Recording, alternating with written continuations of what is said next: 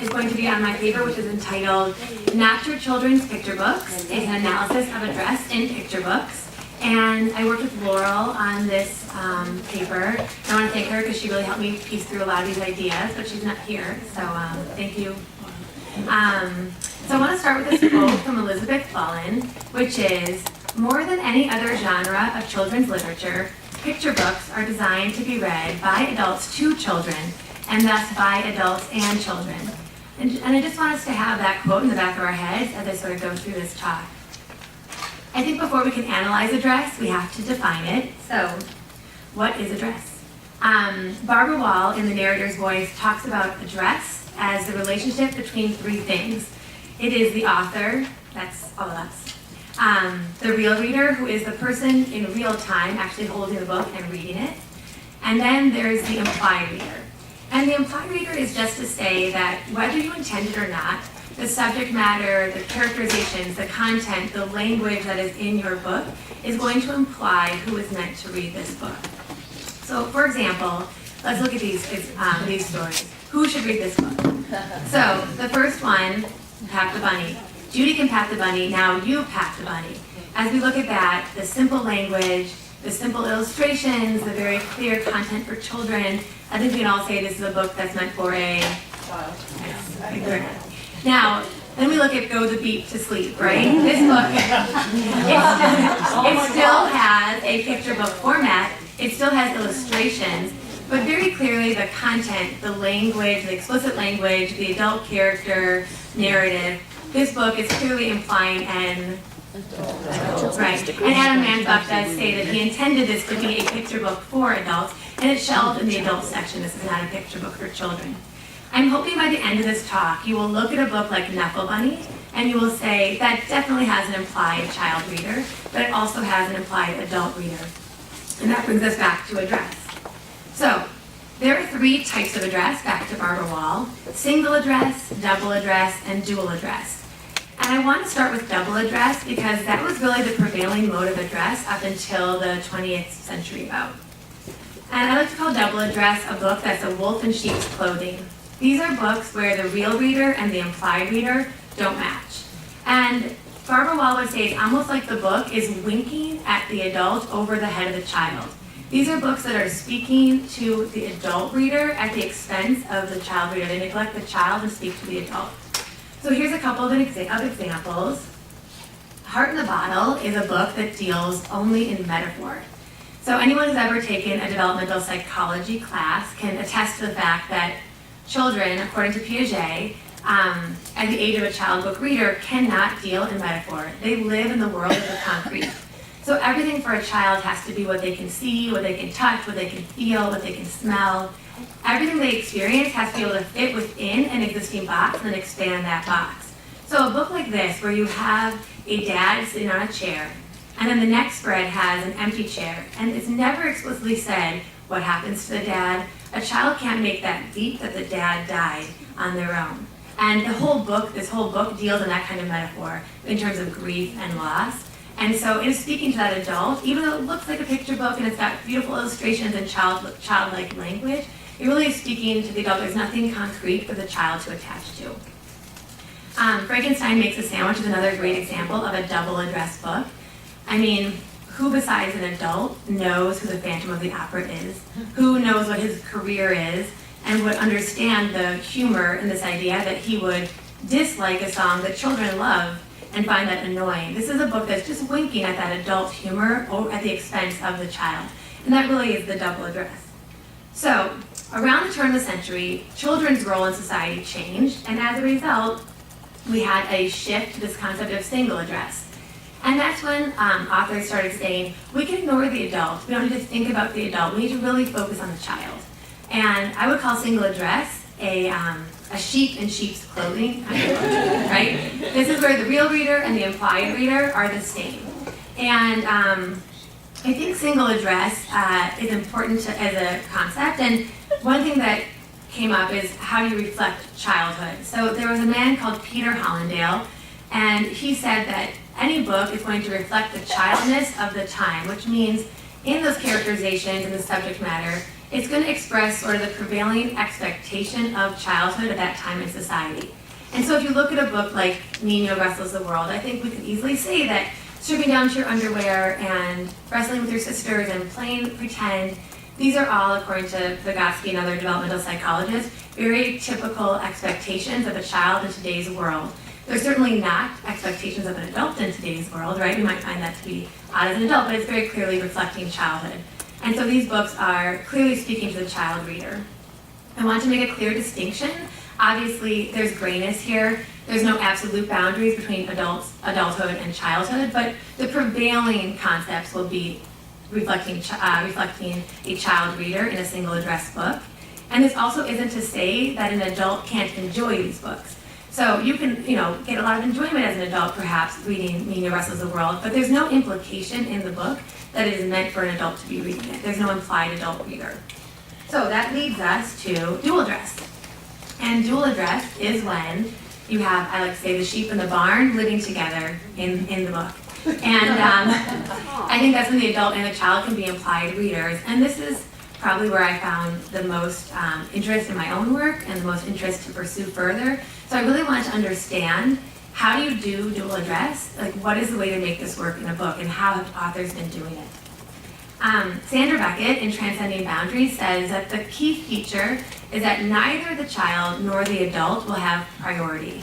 I could disagree with Sandra about the idea of enjoyment. I think enjoyment is so subjective, you can't suggest an adult and child are going to enjoy the book equally, but I do think you can look at books and say, where are adults treated as equals in this story, and where are children still as equal as the adult? So, one way to do this is to have two emotional journeys present in your narrative. And I think Knuckle Bunny is probably like the paramount example to me of dual address in a picture book. And one of the key reasons is this idea of two emotional arcs. So let's look at the child emotional arc. You have an attachment object that's clearly a construct of childhood. And then you have Trixie, who has limited speech and gets very frustrated by that limited speech, so that is an emotional state of childhood. Her climax, her emotional climax, is this idea of her having a tantrum when she realizes everything's gone, when Knuckle Bunny is missing, and then she's reunited with Knuckle Bunny and she's happy again, and her narrative arc closes. Then you also have this really parallel narrative arc for the adult, and it's shown really well in the pictures and in the dialogue and in sort of their facial expressions. And so you have the dad at the beginning who is getting help from Trixie while he's trying to do laundry. He's putting laundry in and she's messing up the whole thing. Then there's like his clear frustration at her tantrum and the experience on his end of how it feels when your child has a tantrum. You see this very frantic moment when the parents realize that Knuckle Bunny is missing and they're running through the streets trying to get to Knuckle Bunny.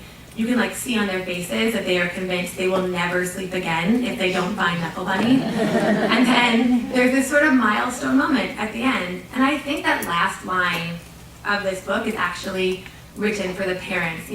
She finds Knuckle Bunny and then Trixie says, "Knuckle Bunny." But the last line of the book is, "And those were the first words Trixie ever said." And that moment is for the parent, right? Because now you've closed their emotional arc. Raising children is frustrating and it can be exhausting and just so emotional, but then these moments at the end that make it all worth it, and you've closed it for the parent too. And so both an adult and child can find themselves in this story. But it's possible that perhaps whenever you have an adult co-character, you're going to have potential for dual address. And when I say co-character, I don't mean the legs in Sarah Ellen Gets Dressed, like a co-character in the book that's present. Sandra Bullen says that we often consider the messages we send to children in books, but we fail to consider the messages that we're sending to adults in that same book. And when you have an adult character, there's an ideology into which the adult will be interpolated, which means that you're sending a message about where that adult fits into society, or messages about adults in society based on that narrative. And asking adults to have that engagement with that message is what implies an adult reader. So what do I mean by that? In Olivia, you have her stating at the very beginning of the book that she has a mother, a father, a brother, and a cat. But very clearly in the book, she is being only parented and interacting with her mom. Her mom is the one who disciplines her, who reads to her, who takes her on outings, who interacts with her. Her dad, though mentioned, is never present at all in the book. And so that sends a message to you as the adult about parents in society and the role of adults in society, whether or not people should be reading to your children. And you have to either have that confirm your beliefs, or you as the adult it's challenging your beliefs and you're interacting with that material. Because Knuckle Bunny sends obviously a very different message. You have Trixie's dad being present as the key caregiver. He's doing the laundry. He and the mom are co-parenting the child, and that sends a different message to adults about their role in society. And being able to interact with that message implies that your adult is present in that book. Another way to do it, to do dual address, is by using concrete alongside the metaphor. And if you remember from Heart in a Bottle, this is where it failed, right? There was no concrete storyline for the child, but it only existed in the metaphor. But there are plenty of ways that you can do this, and one way is to make sure that you maintain a concrete storyline that reflects childness for the child.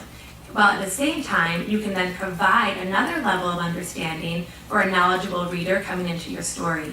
So the Butter Battle book, I think, does this really well. It does reflect a state of childhood because it's talking about the concept of one-upmanship. It's about having something small, and then the next person has something bigger, and then something bigger, and then something bigger, and then something bigger. I distinctly remember my kids coming home in first grade and telling me about their playground dramas where one child would say, you know, I told him my dad was a good football player. And then the next boy said, well, my dad's a better football player. And the next kid said, well, my dad's the best football player. And then one kid said, my dad's Peyton Manning. You know, true story. Yeah. So, but then you think about it and you're like, that's that one-upmanship, right? That's reflecting childness. Kids understand that concept. There's a concrete line for them to follow along that line. However, a knowledgeable adult can come into this story and experience it from a totally different level because it was clearly an allegory for the Cold War, and so you can read this on that adult level as well, and both have a place equally in that narrative. So, another way to do this, dual address, is by completely letting go of metaphor and staying in the concrete, but by doing it by presenting a complex situation. And by complex situation, I mean kids are living in environments now that are not always simple, and those complexities can be addressed if you can address them with the whole family. So, an example would be 2.5 million children are homeless each year, right? That's to suggest also that the parents of 2.5 million children are homeless each year. And the same thing with 25% of kids having at least one immigrant parent. That means a significant number of families have an immigrant in their midst. And so I think it's just important to recognize that people experience situations as a family. What happens to a child is most likely going to be being experienced by the adults in that world as well.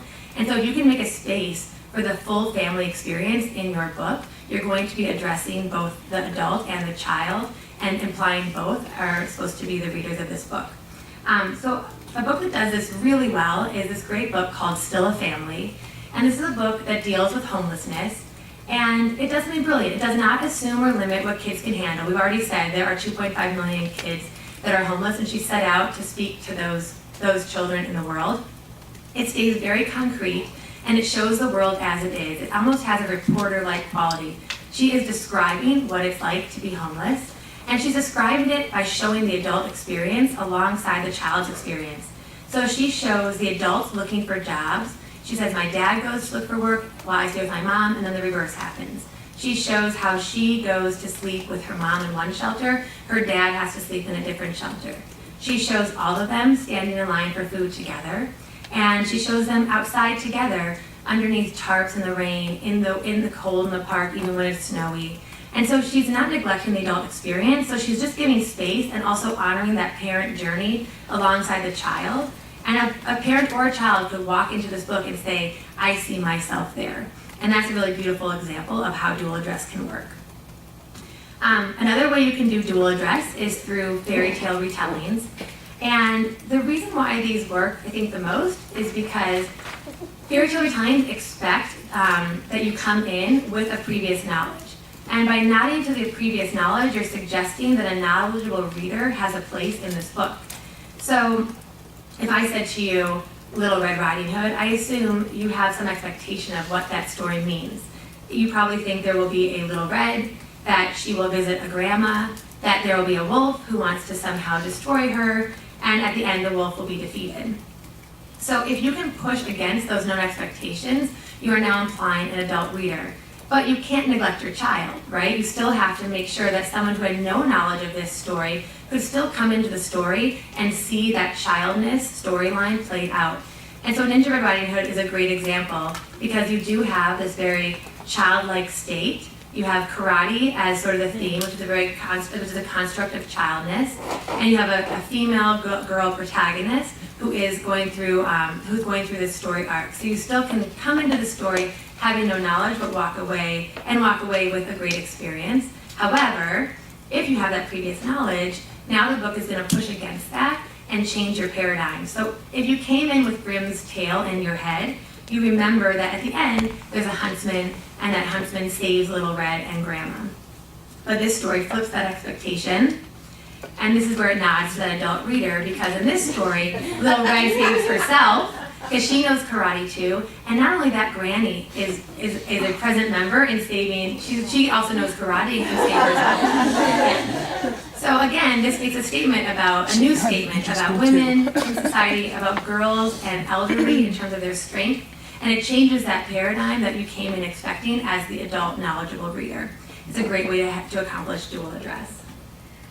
I'm not going to spend a long time on this, but you can use humor as a way to address both adults and children.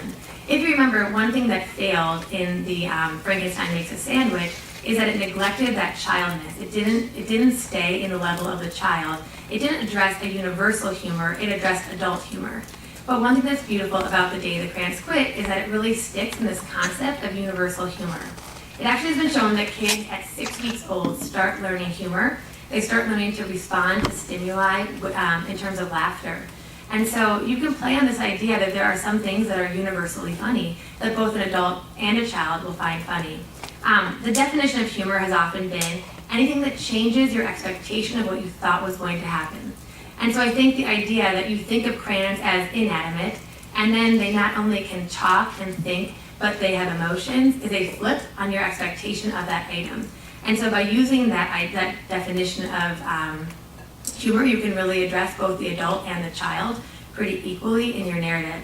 And this book, it's worth reading. It has lots of very funny moments that stay in that childhood world. It talks about elephants and fire trucks and childlike things, but an adult also can sort of see the irony and the humor because it plays off of this idea of universal emotion, right? Well, it's been shown that both adults and children can experience the same emotion. They might not have the same word for it, but if you say anger or you show anger, and a child at a very young age feels anger and knows that emotion, as does an adult. So because you have this sort of universal emotional concept, you can address both adults and children if you play into that.